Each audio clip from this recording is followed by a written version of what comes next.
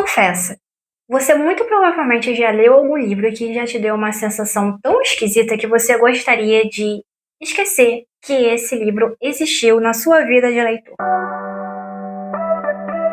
Olá pessoal, aqui é a Hannah e durante a minha vida de leitora eu vejo muitos conteúdos na internet falando sobre livros que eu gostaria de esquecer para ler como se fosse pela primeira vez.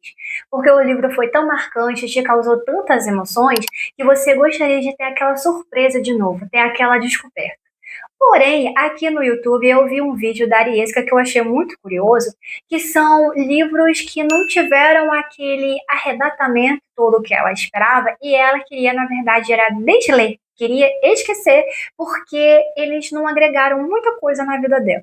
E hoje eu, inspirada nesse vídeo dela, trouxe também os livros que eu gostaria de desler, fingir que eles nunca existiram e se por acaso eu ouvisse alguém falando sobre eles, passar batido, que é exatamente para não ter a minha decepção. E para começar essa lista, Upgrade foi um livro que eu queria tanto, mas tanto ler, e quando finalmente eu consegui, eu queria desistir. Eu gostei muito da escrita do autor, principalmente depois que eu conheci Recursão, que eu já falo desse livro aqui em diversos vídeos, vocês já devem estar cansados de ver, porque ele realmente foi um livro que me arrebatou, que me conquistou. Eu gostei muito, é um dos meus favoritos da vida, e a partir daí eu queria ler até a lista de receitas do autor. Então, quando foi anunciado o lançamento de Upgrade, eu comecei a ficar bem curiosa e eu queria, porque queria ler esse bendito desse livro, e eu nunca conseguia uma promoção, e quando finalmente eu consegui, eu fiquei muito feliz, e assim que esse livro chegou, eu comecei a ler. Toda a minha paixão foi embora, acho que do meio em diante.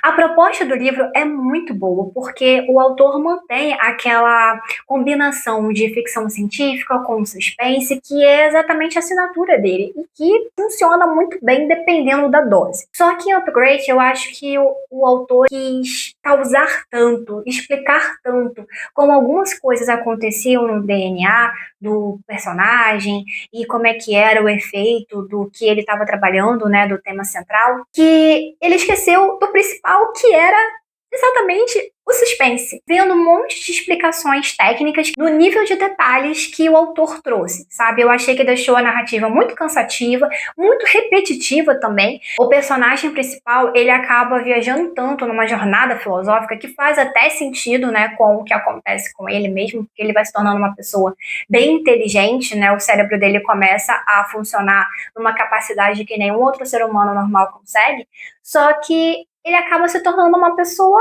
chata. A verdade é essa, chata, sem sal, sem graça, e você não quer mais saber daquele personagem, você não tem mais aquela vontade de você saber o que vai acontecer depois, porque simplesmente o livro parece que perde rumo.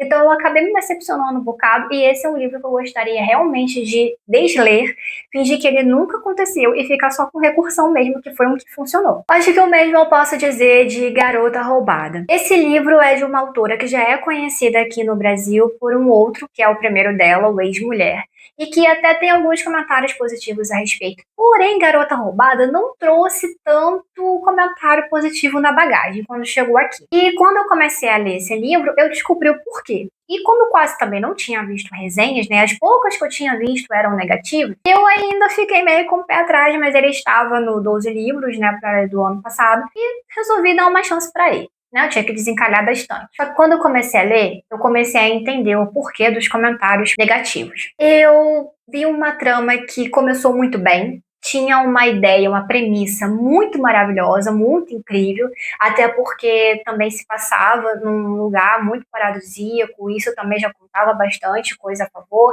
Tinha também uma questão muito importante, né, que é falando sobre desaparecimento de crianças, que ainda é uma realidade muito triste que acontece.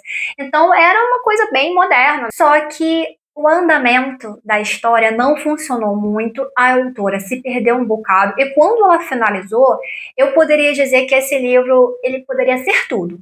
Uma fábula, um conto de fadas, qualquer coisa, menos um suspense. Eu fiquei me perguntando o que a autora queria com aquilo dali.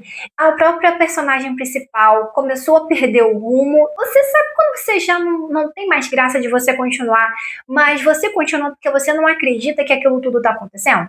Pois é, foi exatamente isso que eu senti. E quando eu terminei, eu só confirmei que eu queria esquecer esse livro. Esquecer e nunca mais falar dele na minha vida. Outro livro que eu queria muito esquecer e nunca mais ouvir falar dele na minha vida é Garota do Ar.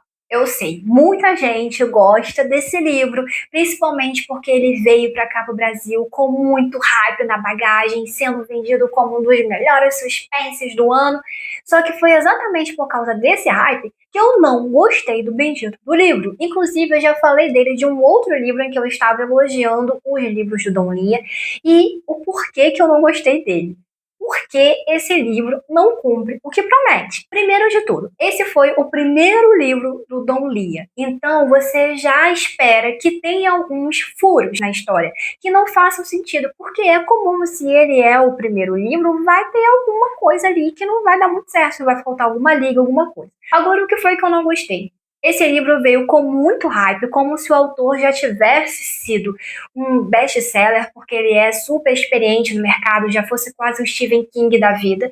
E, no entanto, ele era um iniciante que, por muita sorte, deu certo o livro dele, empacou lá fora e trouxeram para cá para o Brasil com essa mesma bagagem, vendendo como se fosse o suspense do século, melhor ainda do que muitos autores já consagrados, como mesmo a Agatha Christie. Então, isso acabou me deixando um pouco com gosto amargo, conforme eu fui lendo o livro do autor. E, inclusive, eu demorei muito para poder dar uma segunda chance pro autor, mas ainda bem que eu fiz isso, porque depois que eu comecei a ler os outros livros, que eu vi que tinha sido um divisor de águas e que ele começou a melhorar a cada livro, ele foi se tornando um autor favorito meu. Hoje em dia é um que eu sempre levanto a bandeira e eu tô sempre querendo ler o livro dele, inclusive estou de olho em Teia de Mentiras, porque eu quero ler os livros dele que estão sempre melhorando a cada vez que ele vai publicando, que é normal, é esperado isso. Mas o primeiro, pra mim, pode ser esquecível. E aí, você tá gostando do vídeo? Então aproveita, deixa aqui o seu like se você já não tiver deixado. Aproveita também e se inscreve, porque tem muita gente que assiste esses vídeos e não se inscreve no canal. Então você aproveita e se inscreve, porque assim você também me ajuda e você mostra para o YouTube que esse conteúdo é relevante para ele ser entregue para mais pessoas. E se tiver também aparecendo a opção de hypar o vídeo, você também faz isso, porque vai me ajudar muito enquanto criadora de conteúdo aqui no YouTube. Outro livro que é muito falado, mas que eu gostaria muito de esquecer e nunca mais ler esse livro na minha vida, é O Casal que Mora ao Lado. Sério, esse livro eu tinha ficado muito curiosa, porque todo mundo estava falando do hype, principalmente do último livro da autora, que era, se não muito me engano, O Último Jantar, que tinha chegado aqui no Brasil. Porém, como ela ainda estava meio caro, eu fui ler outros livros pelos quais ela também era famosa, e um deles é esse, O Casal que Mora ao Lado, que estava disponível no Kindle Unlimited na época em que eu fui procurar. O suspense foi muito atrativo logo do começo, né, com aquela combinação que eu gosto bastante, capítulos curtos, com a escrita bem fluida, né, aquela trama que vai começando a ficar cheia de pontas e você quer saber se aquelas pontas todas vão se amarrar no final, enfim, tudo aquilo que eu gosto bastante, a gente também em muito suspense. Porém, nada ali faz muito sentido, são explicações que são rasas, os personagens são superficiais demais, você fica naquela expectativa de que em algum momento vai se aprofundar em algum assunto e isso não acontece, a promessa fica só na sinopse mesmo, e a trama em si que você espera, não vem nada, então o final é completamente sem pé nem cabeça, e eu fiquei me perguntando por que esse livro ganhou tanto hype e eu gostaria realmente de esquecer ele e fingir que esse livro nunca existiu. E pra fechar essa lista, na moral, aqui vai ser um momento de desabafo.